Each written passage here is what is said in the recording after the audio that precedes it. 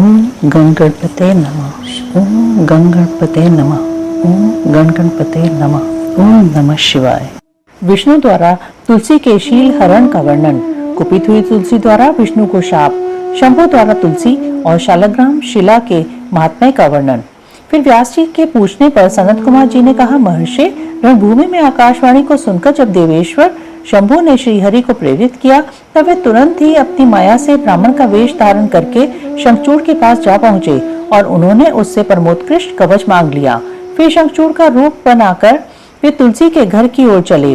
वहां पहुंचकर उन्होंने तुलसी के महल के द्वार के निकट नगाड़ा बजाया और जय जयकार से सुंदरी तुलसी को अपने आगमन की सूचना दी। उसे सुनकर सती साध्वी तुलसी ने बड़े आदर के साथ झरोके के रास्ते राजमार्ग की ओर झांका और अपने पति को आया हुआ जानकर वह परमानंद में निमग्न हो गई।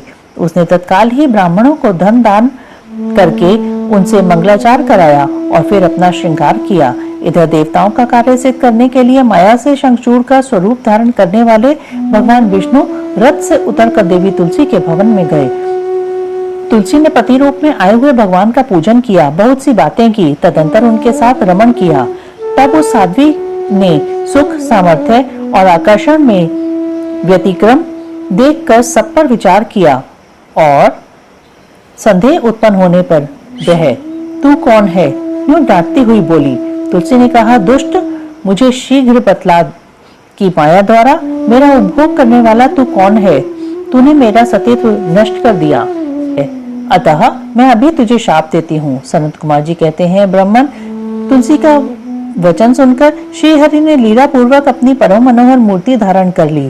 तब उस रूप को देखकर तुलसी ने लक्षणों से पहचान लिया कि ये साक्षात विष्णु है, परंतु उसका पातिव्रत्य नष्ट हो चुका था, इसलिए वह कुपित होकर विष्णु से कहने लगी।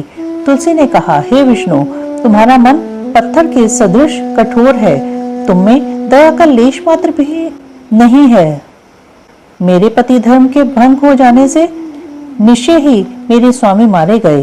क्योंकि तुम पाषाण सदृश, कठोर, दया रहित और दुष्ट हो, इसलिए अब तुम मेरे शाप से पाषाण स्वरूप ही हो जाओ। सनत कुमार जी कहते हैं, मुने, यूं कहकर शंखचूड़ की वह सती साध्वी पत्नी तुलसी फूट फूट कर रोने लगी और शोकार्त होकर बहुत तरह से विलाप करने लगी। इतने में वहां भक्त वत्सल भगवान शंकर प्रकट हो गए और उन्होंने समझाकर कहा, देवी, अब तुम दुख को दूर करने वाली मेरी बात सुनो, स्वस्थ मन से उसे श्रवण करें, क्योंकि तुम दोनों के लिए जो सुख कारक होगा वही मैं कहूँगा। भद्रे, तुमने तप किया था, यह उसी की तपस्या का फल है, भला वह अन्यथा कैसे हो सकता है, इसलिए तुम्हें उसके अनुरूप ही फल प्राप्त हुआ है। अब तुम इस शरीर को त्याग कर दिव्य देह धारण कर लो और लक्ष्मी के समान होकर नित्य श्रीहरि के साथ विहार करती रहो। तुम्हारा यह शरीर जिसे तुम छोड़ दोगी नदी के रूप में परिवर्तित हो जाएगा। वह नदी भारतवर्ष में पुण्य रूपा गंडकी के नाम से प्रसिद्ध होगी। महादेवी, कुछ काल के पश्चात मेरे वर के प्रभाव से देव पूजन सामग्री में तुलसी का प्रधान स्थान हो जाएगा। सुंदरी, तुम स्वर्लोक में, मृत्यु लोक में तथा पाताल में सदा श्रीहरि के निकट ही निवास करोगी और पुष्पों में श्रेष्ठ तुलसी का वृक्ष हो जाओगी।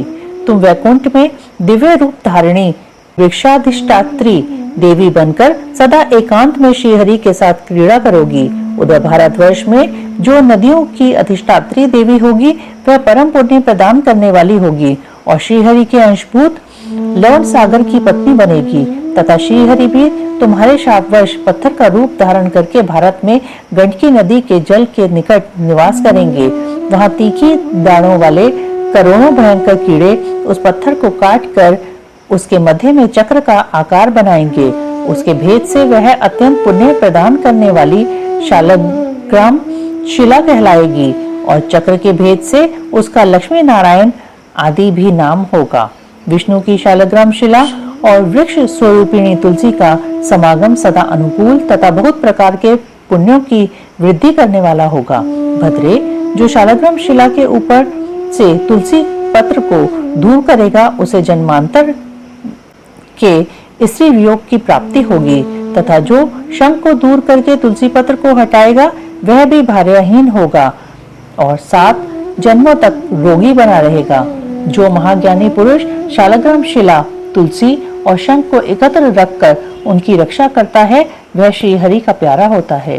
सनत कुमार जी कहते हैं, व्यास जी, इस प्रकार कहकर शंकर जी ने उस समय शालग्राम शिला और तुलसी के परम पुण्यदायक महात्म्य का वर्णन किया। तत्पश्चात वे श्री हरि को तथा तुलसी को आनंदित करके अंतर्ध्यान हो गए। इस प्रकार सदा सत्पुरुषों का कल्याण करने वाले शंभु अपने स्थान को चले गए। इधर शंभु का कथन सुनकर तुलसी को बड़ी प्रसन्नता हुई। उसने अपने शरीर का परित्याग करके दिव्य रूप धारण किया। तब कमलापति विष्णु उसे साथ लेकर वैकुंठ को चले गए। उसके छोड़े हुए शरीर से गंडकी नदी प्रकट हो गई और भगवान अच्युत भी उसके तट पर मनुष्यों को पुण्य प्रदान करने वाली शिला के रूप में परिणत हो गए। मुने, उसमें कीड़े अनेक प्रकार के छिद्र बनाते रहते हैं। उनमें जो शिलाएं गंडकी के जल में गिरती हैं, वे परम पुण्यप्रद होती हैं, और जो स्थल पर ही रह जाती हैं, उन्हें पिंगला कहा जाता है और वे प्राणियों के लिए संताप कारक होती हैं। व्यास जी, इस प्रकार तुम्हारे प्रश्न के अनुसार मैंने शंभु का सारा चरित्र, जो पुण्य प्रदान तथा मनुष्यों की सारी कामनाओं को पूर्ण करने वाला है, तुम्हें सुना दिया। यह पुण्य आख्यान, जो विष्णु के महात्म्य से संयुक्त तथा भोग और मोक्ष का प्रदाता है, तुमसे वर्णन कर दिया। अब और क्या सुनना चाहते हो? उमा द्वारा शंभु के नेत्र मूंद लिए जाने पर अंधकार में शंभु के पसीने से अंधकासुर की उत्पत्ति, हिरण्याक्ष की पुत्रार्थ तपस्या और शिव का उसे पुत्र रूप में अंधक को देना, हिरण्याक्ष का त्रिलोकी को जीतकर पृथ्वी को रसातल में ले जाना और वराह रूपधारी विष्णु द्वारा उसका वध। सनत कुमार जी कहते हैं, व्यास जी, अब जिस प्रकार अंधकासुर ने परमात्मा शंभु के गणाध्यक्ष पद को प्राप्त किया था, महेश्वर के उस मंगलमय चरित्र को श्रवण करो। मुनीश्वर, अंधकासुर ने पहले शिवजी के साथ बड़ा घोर संग्राम किया था, परंतु पीछे बारंबार सात्विक भाव के उद्रेक से उसने शंभु को प्रसन्न कर लिया। क्योंकि नाना प्रकार की लीलाएं करने वाले शंभु शरणागत रक्षक तथा परम भक्तवत्सल हैं। उनका महात्म्य परम अद्भुत है। व्यास जी ने पूछा, ऐश्वर्यशाली मुनिवर, वह अंधक कौन था और भूतल पर किस वीर्यवान के कुल में उत्पन्न हुआ था? दैत्यों में प्रधान तथा महामनस्वी उस बलवान अंधक का स्वरूप कैसा था और वह किसका पुत्र था? उसने परम तेजस्वी शंभु की गणाध्यक्षता को कैसे प्राप्त किया था? यदि अंधक गणेश्वर हो गया तब तो वह परम धन्यवाद का पात्र है। सनत कुमार जी ने कहा, मुने, पूर्व काल की बात है, एक समय भक्तों पर कृपा करने वाले तथा देवताओं के चक्रवर्ती सम्राट भगवान शंकर को विहार करने की इच्छा हुई। तब वे पार्वती और गणों को साथ ले अपने निवास भूत कैलाश पर्वत से चलकर काशीपुरी में आए।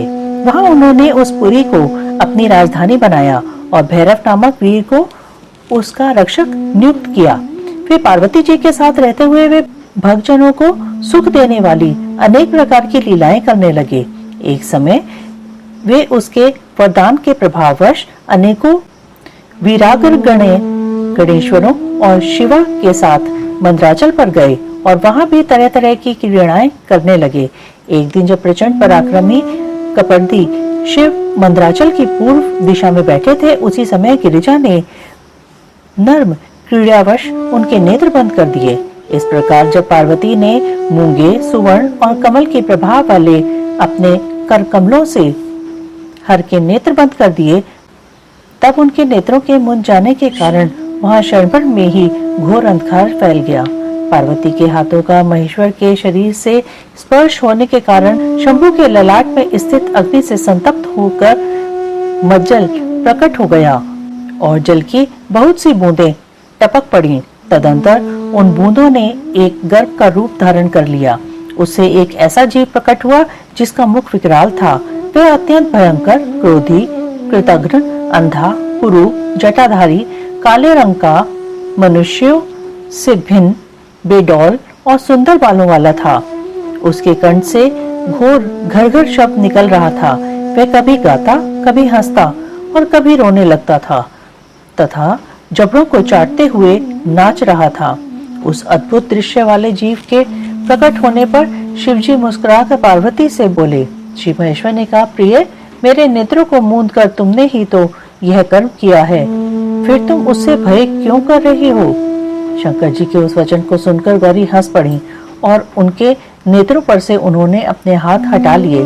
फिर तो वहां प्रकाश छा गया, परंतु उस प्राणी का रूप भयंकर ही बना रहा और अंधकार से उत्पन्न होने के कारण उसके नेत्र भी अंधे थे। तब वैसे प्राणी को प्रकट हुआ देखकर गौरी ने महेश्वर से पूछा। गौरी ने कहा, भगवान, मुझे सच सच बताइए कि हम लोगों के सामने प्रकट हुआ यह बेडौल प्राणी कौन है? यह तो अत्यंत भयंकर है। किस निमित्त को लेकर किसने इसकी सृष्टि की है और यह किसका पुत्र है? सनत कुमार जी कहते हैं, महर्षि, जब लीला रचने वाली तथा तीनों लोगों की जननी गौरी ने सृष्टिकर्ता की उस अंधी सृष्टि के विषय में यूं प्रश्न किया, तब लीला विहारी भगवान शंकर अपनी प्रिया के उस वचन को सुनकर कुछ मुस्कुराए और इस प्रकार बोले। महेश्वर ने कहा, अद्भुत चरित्र रचने वाली अंबिके, सुनो। जब तुमने मेरे नेत्र मूंद लिए थे, उसी समय यह अद्भुत एवं प्रचंड पराक्रमी प्राणी मेरे पसीने से प्रकट हुआ। इसका नाम अंधक है। तुम ही इसको उत्पन्न करने वाली हो, अतः सखियों सहित तुम्हें करुणा पूर्वक इसकी गणों से यथा योग्य रक्षा करते रहना चाहिए। आर्य, इस प्रकार बुद्धि पूर्वक विचार करके ही तुम्हें सब कार्य करना चाहिए। सनत कुमार जी कहते हैं, मुने, अपने स्वामी के ऐसे वचन सुनकर गौरी का हृदय करुणाद्र हो गया। वे अपनी सखियों सहित अंधक की अपने पुत्र की भांति नाना प्रकार के उपायों द्वारा रक्षा करने लगी। तदंतर शिशिर ऋतु आने पर दैत्य हिरण्याक्ष पुत्र की कामना से उसी वन में आया, क्योंकि उसकी पत्नी ने उसके ज्येष्ठ बंधु की संतानार्थ तपश्चर्या के लिए प्रेरित किया था। वहां वह कश्यप नंदन हिरण्याक्ष वन का आश्रय ले पुत्र प्राप्ति के लिए घोर तप करने लगा। उसके मन में महेश्वर के दर्शन की इच्छा थी, अतः वह क्रोध आदि दोषों को अपने काबू में करके ठूठ की भांति निश्चल होकर समाधिस्थ हो गया। द्विजेंद्र, तब जिसकी ध्वजा में वृष का चिन्ह वर्तमान है तथा जो पिनाक धारण करने वाले हैं, वे महेश उसकी तपस्या से पूर्णतया प्रसन्न होकर उसे वर प्रदान करने के लिए चले और उस स्थान पर पहुंचकर दैत्य प्रवर हिरण्याक्ष से बोले। महेश ने कहा, दैत्यनाथ, अब तू अपनी इंद्रियों का विनाश मत कर। किस लिए तूने इस व्रत का आश्रय लिया है?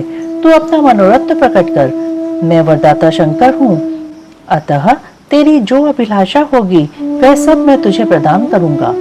सनत कुमार जी कहते हैं, महर्षि, महेश्वर के उस सरस वचन को सुनकर दैत्यराज हिरण्याक्ष परम प्रसन्न हुआ। उसने गिरीश के चरणों में नमस्कार करके अनेक प्रकार से उनकी स्तुति की। फिर वह अंजलि बांधे सिर झुकाकर कहने लगा।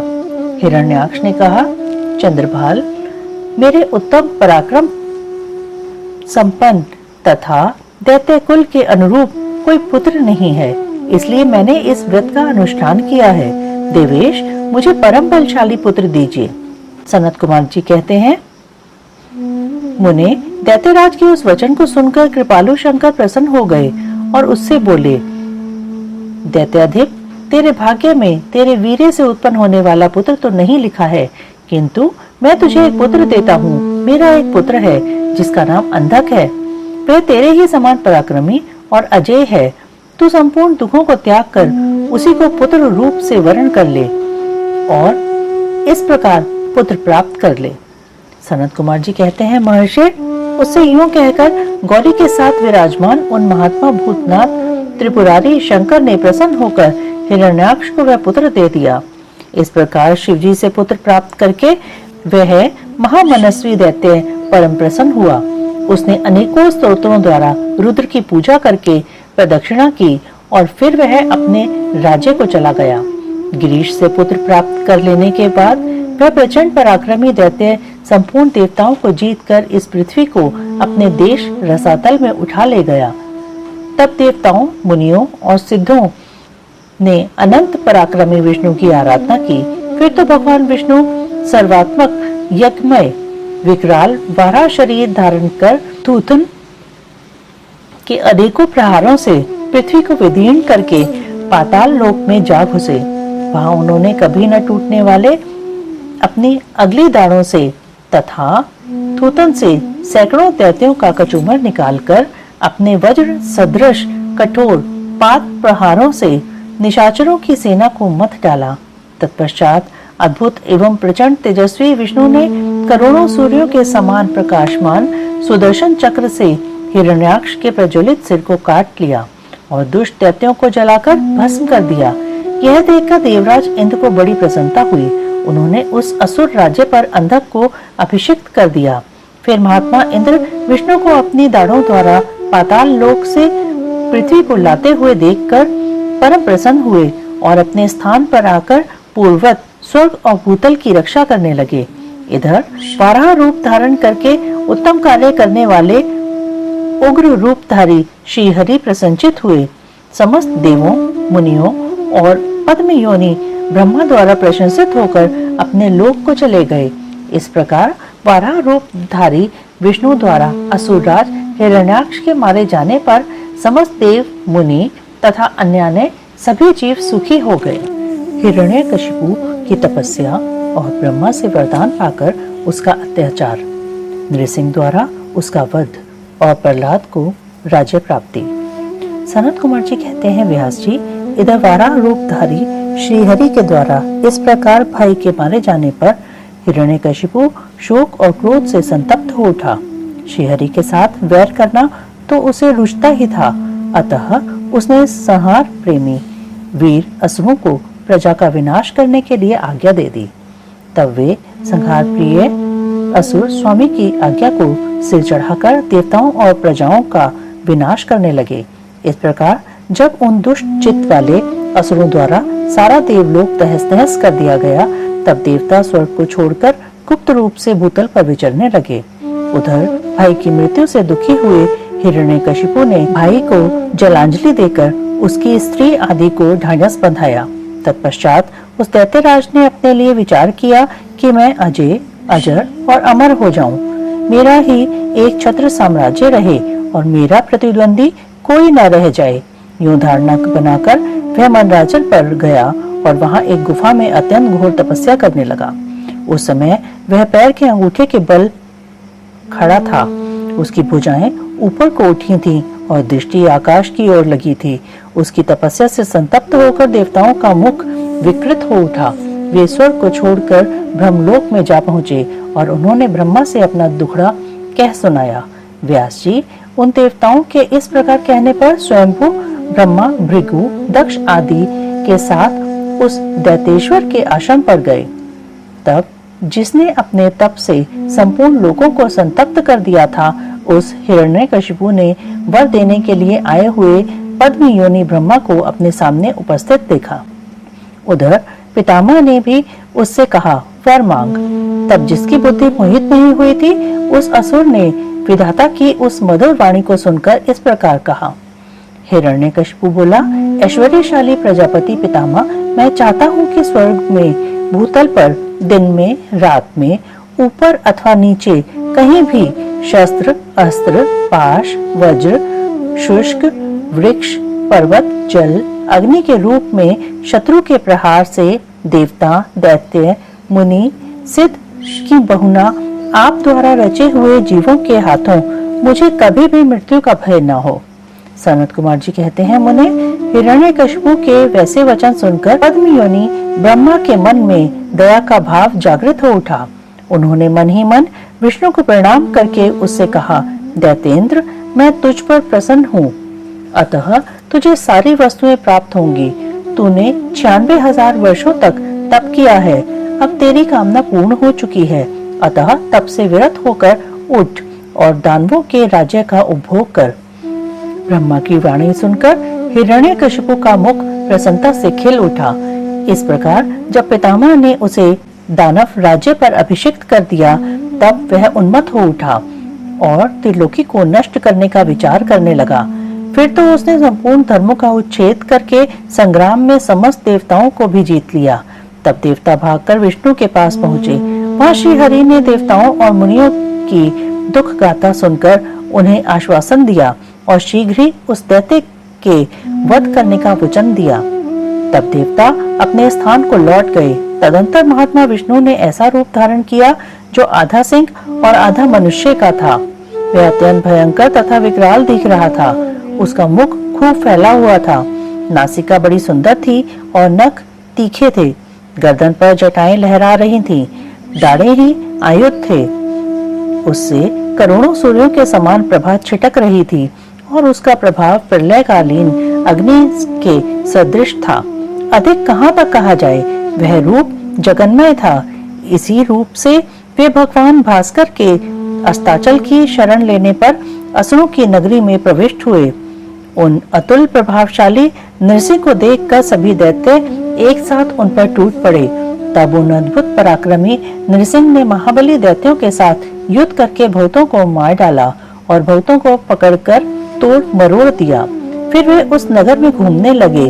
तब उस सर्वमय सिंह को देखकर दैत्यराज के पुत्र प्रहलाद ने राजा से कहा, यह मृगेंद्र तो जगन्मय दिख रहा है, यह यहाँ किस लिए आया है? प्रहलाद ने पुनः कहा, पिताजी, मुझे तो ऐसा प्रतीत हो रहा है कि ये भगवान अनंत हैं और नृसिंह का रूप धारण करके आपके नगर में प्रविष्ट हुए हैं, क्योंकि मुझे इनकी मूर्ति बड़ी विकराल दिख रही है। अतः आप युद्ध से हटकर इनकी शरण में जाइए। इनसे बढ़कर त्रिलोकी में दूसरा कोई योद्धा नहीं है, इसलिए आप इन मृगेंद्र के सामने झुककर अपने राज्य का उपभोग कीजिए। अपने पुत्र की बात सुनकर उस दुरात्मा ने उससे कहा, बेटा, क्या तू भयभीत हो गया? अपने पुत्र से यूं कहकर दैत्यों के अधिपति राजा हिरण्यकशिपु ने महाबली दैत्यों को आज्ञा देते हुए कहा, वीरों, तुम लोग इस बेडौल, भ्रकुटी और नेत्र वाले सिंह को पकड़ लो। तब स्वामी की आज्ञा से उन मृगेंद्र को पकड़ने की इच्छा से वे सभी बड़े बड़े दैत्य रणभूमि में घुसे। परंतु जैसे रूप की अभिलाषा से अग्नि में प्रवेश करने वाले पतंगे जल भुन जाते हैं, उसी तरह वे सब के सब क्षण में ही जलकर भस्म हो गए। दैत्यों के दग्ध हो जाने पर भी वे दैत्यराज संपूर्ण शस्त्र अस्त्र शक्ति सृष्टि पाश अंकुश और पावक आदि से उन मृगेंद्र के साथ लोहा लेता ही रहा। इस प्रकार बहुत काल तक भयानक युद्ध हुआ। अंत में उन नृसिंह ने वज्र के समान कठोर अपने अनेकों भुजाओं से उस दैत्य को पकड़ लिया और उसे अपने जानुओं पर लिटाकर दानवों के मर्म को विदीर्ण करने वाले नखाकुरों से उसकी छाती चीर डाली तथा खून से लथपथ हुए उसके हृदय कमल को निकाल लिया। फिर तो उसी क्षण उसके प्राण पखेरु उड़ गए। तब भगवान नृसिंह ने बारंबार के आघात से जिसके सारे अंग चूर चूर हो गए थे, उस काष्ठभूत दैत्य को छोड़ दिया। उस समय उस देव शत्रु के मारे जाने पर उन्हें बड़ी प्रसन्नता हुई। उसी अवसर पर प्रहलाद ने आकर उनके चरणों में सिर झुकाया। तब अद्भुत पराक्रमी विष्णु ने प्रहलाद को बुलाकर उन्हें दैत्यों के राज्य पर अभिषिक्त कर दिया और स्वयं अतर्कित गति को प्राप्त हो गए, अर्थात अंतर्ध्यान हो गए। तदंतर पितामह आदि समस्त सुरेश्वर परम प्रसन्न हो अपना कार्य सिद्ध करने वाले पूजनीय भगवान विष्णु को उसी दिशा में प्रणाम करके अपने अपने धाम को चले गए। विप्रवर, प्रसंगवश मैंने रुद्र से अंधक की उत्पत्ति, वराह से हिरण्याक्ष की मृत्यु, नृसिंह के हाथों उसके भाई का विनाश और प्रहलाद की राज्य प्राप्ति का वर्णन कर दिया। तो श्रेष्ठ, अब मैं शिव की कृपा से प्राप्त हुए अंधक के प्रभाव का, शंकर जी के साथ उसके युद्ध का और पीछे जिस प्रकार उसे महेश के गणाध्यक्ष पद की प्राप्ति हुई, उस कथा का वर्णन करता हूँ, सुनो। भाइयों के उपलम्ब से अंधक का तप करना और वर पाकर त्रिलोकी को जीतकर स्वेच्छाचार में प्रवृत्त होना, उसके मंत्रियों द्वारा शिव परिवार का वर्णन, पार्वती के सौंदर्य पर मोहित होकर अंधक का वहां जाना और नंदीश्वर के साथ युद्ध, अंधक के प्रहार से नंदीश्वर की मूर्छा, पार्वती के आवाहन से देवियों का प्रकट होकर युद्ध करना, शिव का आगमन और युद्ध, शिव द्वारा शुक्राचार्य का निगला जाना, शिव की प्रेरणा से विष्णु का काली रूप धारण करके दानवों के रक्त का पान करना, शिव का अंधक को अपने त्रिशूल में पिरोना और युद्ध की समाप्ति। सनत कुमार जी कहते हैं, मुनिवर, एक समय हिरण्याक्ष का पुत्र अंधक अपने भाइयों के साथ विहार में संलग्न था। उसी समय उसके कामासक्त मदांत भाइयों ने उससे कहा, अरे अंधे, तुम्हें तो अब राज्य से क्या प्रयोजन है? हिरण्याक्ष तो मूर्ख था, जो उसने घोर तप द्वारा शंकर जी को प्रसन्न करके भी तुम जैसे कुरूप, बेडौल, कलिप्रिय और नेत्रहीन को प्राप्त किया। ऐसे तो तुम राज्य के भागी तो हो नहीं सकते, क्योंकि भला तुम ही विचार करो कि कहीं दूसरे से उत्पन्न हुआ पुत्र भी राज्य पाता है। सच पूछो तो निश्चय ही इस राज्य के भागी हम ही लोग हैं। सनत कुमार जी कहते हैं, मुने, उन लोगों की वह बात सुनकर अंधक दीन हो गया। फिर उसने स्वयं ही बुद्धिपूर्वक विचार करके तरह तरह की बातों से उन्हें शांत किया और रात के समय वह निर्जन वन में चला गया। वहां उसने हजारों वर्षों तक घोर तप करके अपने शरीर को सुखा डाला और अंत में उस शरीर को अग्नि में होम देना चाहा। तब ब्रह्मा जी ने उसे वैसा करने से रोककर कहा, दानव, अब तू वर मांग ले। सारे संसार में जिस दुर्लभ वस्तु को प्राप्त करने की तेरी अभिलाषा हो, उसे तू मुझसे ले ले। पद्मयोनि ब्रह्मा के वचन को सुनकर वह दैत्य दीनता एवं नम्रता पूर्वक कहने लगा, भगवान, जिन निष्ठुरों ने मेरा राज्य छीन लिया है, वे सब दैत्य आदि मेरे भृत्य हो जाएं। मुझ अंधे को दिव्य चक्षु प्राप्त हो जाएं। इंद्र आदि देवता मुझे कर दिया करें और देवता, दैत्य, गंधर्व, यक्ष, नाग, मनुष्य, दैत्यों के शत्रु नारायण, सर्वमय शंकर तथा अन्यान्य किन्हीं भी प्राणियों से मेरी मृत्यु न हो। उसके उस अत्यंत दारुण वचन को सुनकर ब्रह्मा जी सशंकित हो उठे और उससे बोले। ब्रह्मा जी ने कहा, दैत्येंद्र, ये सारी बातें तो हो जाएंगी, किंतु तू अपने विनाश का कोई कारण भी तो स्वीकार कर ले, क्योंकि जगत में कोई ऐसा प्राणी न हुआ है और न आगे होगा ही जो काल के गाल में न गया हो। फिर तुझ जैसे सत्पुरुषों को तो अत्यंत लंबे जीवन का विचार त्याग ही देना चाहिए। ब्रह्मा के इस अनुनय भरे वचन को सुनकर वह दैत्य पुनः बोला। अंधक ने कहा, प्रभु, तीनों कालों में जो उत्तम, मध्यम और नीच नारियां होती हैं, उन्हीं नारियों में कोई रत्नभूता नारी मेरी भी जननी होगी। वह मनुष्य लोक के लिए दुर्लभ तथा शरीर, मन और वचन से भी अगम्य है। उसमें राक्षस भाव के कारण जब मेरी काम भावना उत्पन्न हो जाए, तभी मेरा नाश हो। उसकी बात सुनकर स्वयंभू भगवान ब्रह्मा को महान आश्चर्य हुआ। वे शंकर जी के चरण कमलों का स्मरण करने लगे। तब शंभू की आज्ञा पाकर वे उस अंधक से बोले। ब्रह्मा जी ने कहा, दैत्यवर, तू जो कुछ चाहता है, तेरे वे सभी सकाम वचन पूर्ण होंगे। दैत्येंद्र, अब तू उठ, अपना अभीष्ट प्राप्त कर और सदा वीरों के साथ युद्ध करता रहे। मुनीश, हिरण्याक्ष पुत्र अंधक के शरीर में नसें और हड्डियां ही शेष रह गई थीं। वह ब्रह्मा के ऐसे वचन को सुनकर शीघ्र ही भक्ति पूर्वक उन लोकेश्वर के चरणों में लौट गया और इस प्रकार बोला। अंधक ने कहा, विभो, जब मेरे शरीर में नसें और हड्डियां मात्र ही शेष रह गई हैं, तब भला इस देह से शत्रु सेना में प्रवेश करके मैं कैसे युद्ध कर सकूंगा? अतः आप अपने पवित्र हाथ से मेरा स्पर्श करके इस शरीर को मांसल बना दीजिए। सनत कुमार जी कहते हैं, महर्षि, अंधक की प्रार्थना सुनकर ब्रह्मा जी ने अपने हाथ से उसके शरीर का स्पर्श किया और फिर वे मुनिगणों तथा सिद्ध समूहों से भली भांति पूजित हो देवताओं के साथ अपने धाम को चले गए। ब्रह्मा के स्पर्श करते ही उस दैत्यराज का शरीर भरा पूरा हो गया, जिससे उसमें बल का संचार हो आया तथा नेत्रों के प्राप्त हो जाने से वह सुंदर दिखने लगा। तब उसने प्रसन्नता पूर्वक अपने नगर में प्रवेश किया।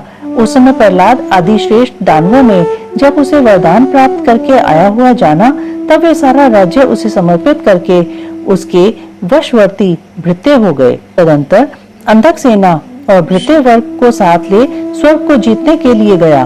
वहां संग्राम में समस्त देवताओं को पराजित करके उसने वज्रधारी इंद्र को अपना करत बना लिया।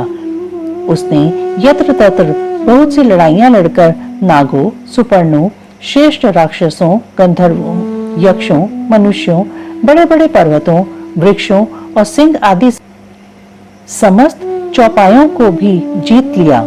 यहाँ तक कि उसने चराचर त्रिलोकी को अपने वश में कर लिया। तदंतर वह रसातल में, भूतल पर तथा स्वर्ग में जितनी सुंदर रूप वाली नारियां थीं, उनमें से हजारों को जो अत्यंत दर्शनीय तथा अपने अनुकूल थीं, साथ लेकर विभिन्न पर्वतों पर तथा नदियों के रमणीय तटों पर विहार करने लगा।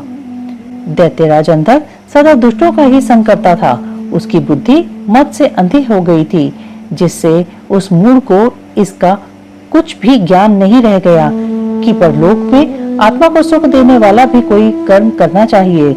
इस प्रकार वह महामनस्वी दैत्य उन्मत्त हो और अपने सारे प्रधान पुत्रों को कुतर्कवाद से पराजित करके दैत्यों सहित संपूर्ण वैदिक धर्मों का विनाश करता हुआ विचरण करने लगा।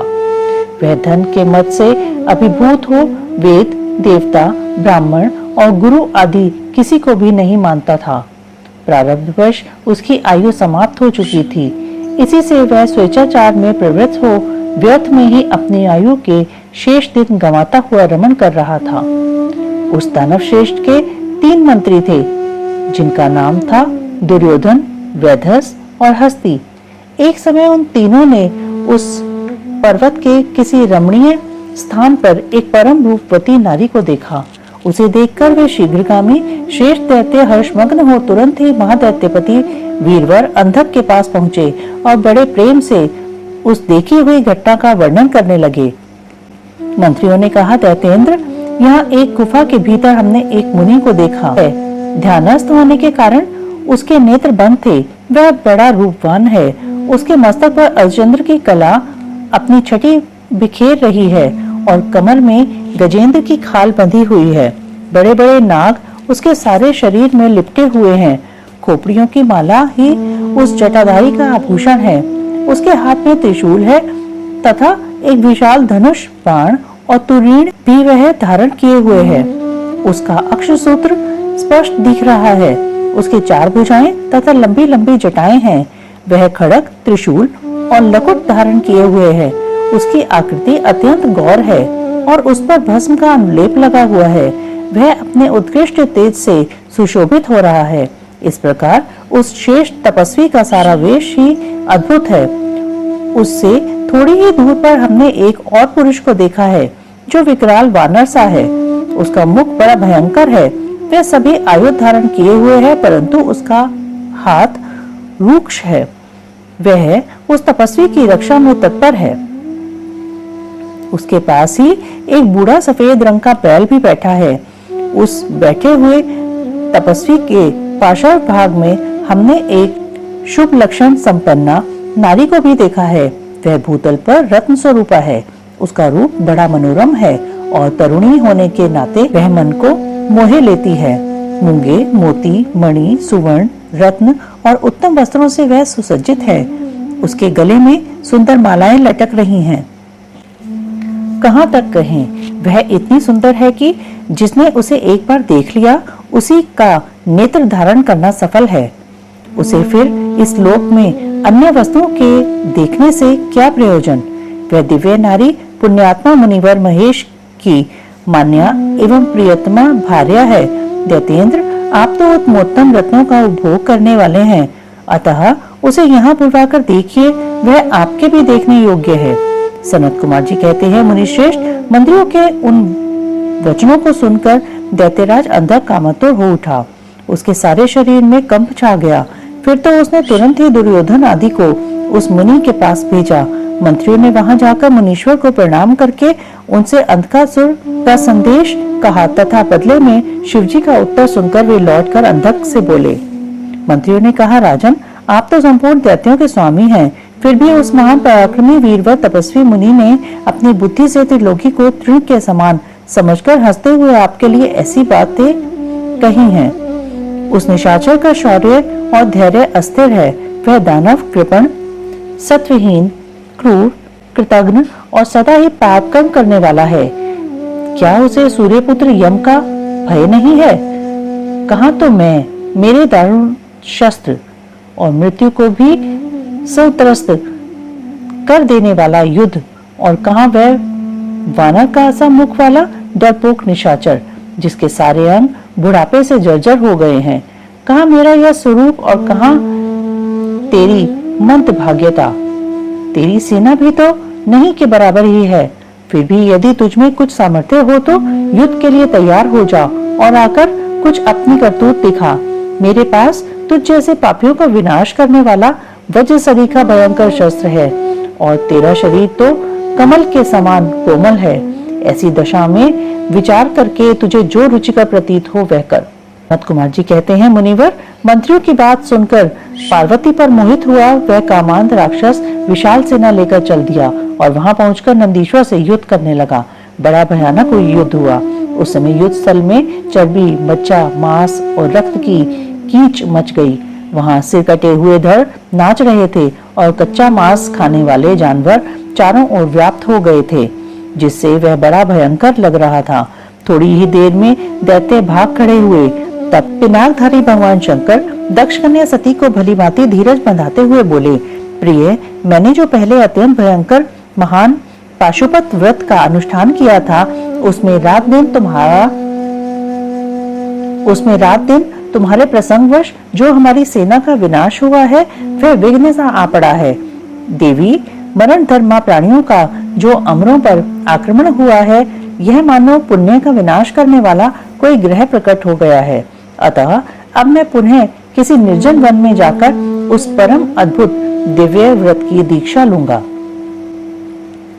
और उस कठिन व्रत का अनुष्ठान करूंगा। सुंदरी, तुम्हारा शोक और भय दूर हो जाना चाहिए। सनत कुमार जी कहते हैं, मुने, इतना कहकर उग्र प्रभाशाली महात्मा शंकर धीरे से अपना सिंगा बजाकर एक अत्यंत भयंकर पावन वन में चले गए। वहां वे 1000 वर्षों के लिए पाशुपत व्रत के अनुष्ठान में तत्पर हो गए। इस व्रत का निभाना देवों और असुरों की शक्ति के बाहर है। इधर शील गुण से संपन्न पतिव्रता देवी पार्वती मंदराचल पर ही रहकर शिवजी के आगमन की प्रतीक्षा करती रहती थी। यद्यपि पुत्र स्थानीय वीरगण उनकी सुरक्षा में तत्पर थे, तथापि वह गुहा के भीतर अकेली रहने के कारण वे सदा भयभीत रहती थी, जिससे उन्हें बड़ा दुख होता था। इसी बीच वरदान के प्रभाव से उन्मत्त हुआ वह दैत्य अंधक, जिसका धैर्य कामदेव के बाणों से छिन्न भिन्न हो गया था, अपने मुख्य योद्धाओं को साथ ले पुनः उस गुफा पर चढ़ आया। वहां सैनिकों सहित उसने वीरगण के साथ अत्यंत अद्भुत युद्ध किया। उस समय सभी वीरों ने अन्न, जल और नींद का परित्याग कर दिया।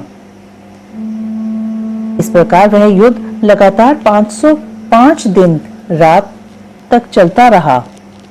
अंत में दैत्यों की भुजाओं से छूटे हुए आयुधों से प्रहार से नंदीश्वर का शरीर घायल हो गया, जिससे वह गुहा द्वार पर ही गिर पड़े और मूर्छित हो गए। उनके गिरने से गुहा का सारा दरवाजा ही ढक गया, जिससे उसका खोला जाना असंभव था।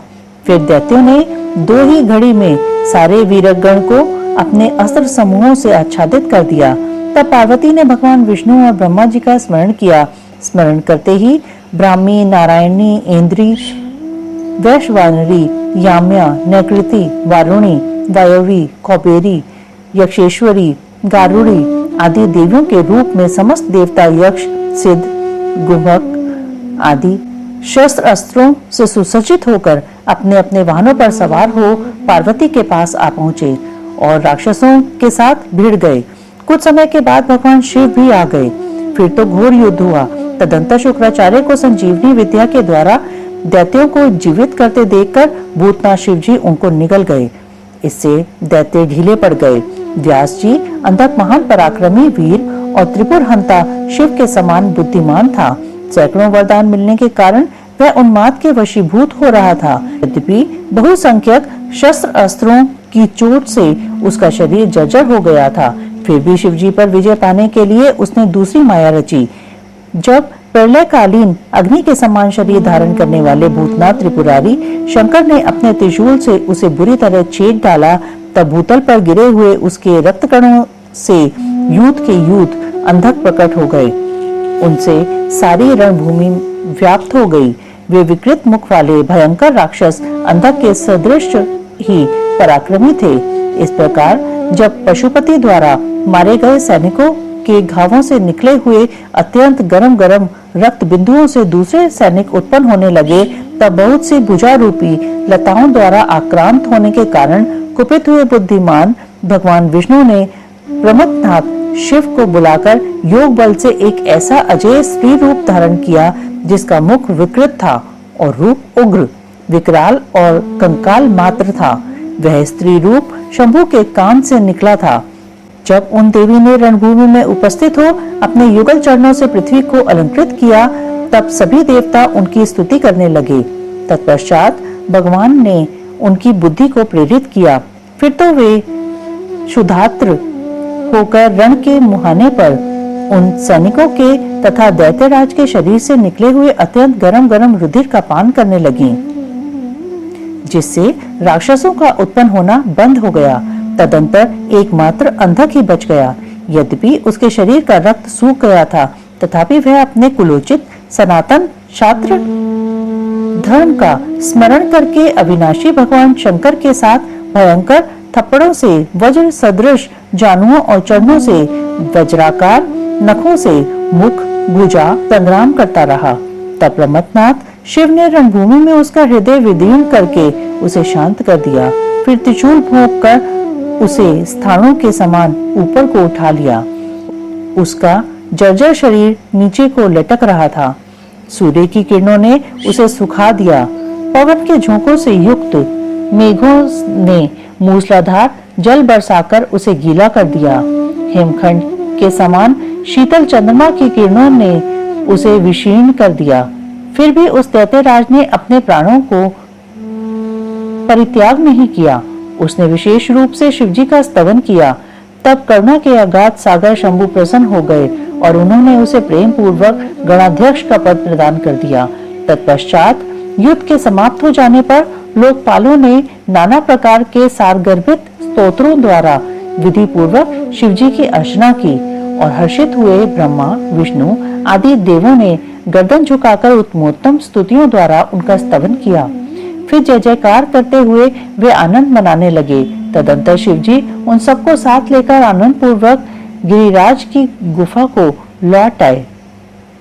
अपने ही अंशभूत पूजनीय देवताओं को नाना प्रकार की भेंट समर्पित करके उन्हें विदा किया और स्वयं प्रमुदित हुई गिरिराज कुमारी के साथ उत्तमोत्तम लीलाएं करने लगे। ओम नमः शिवाय, ओम नमः शिवाय, ओम नमः शिवाय।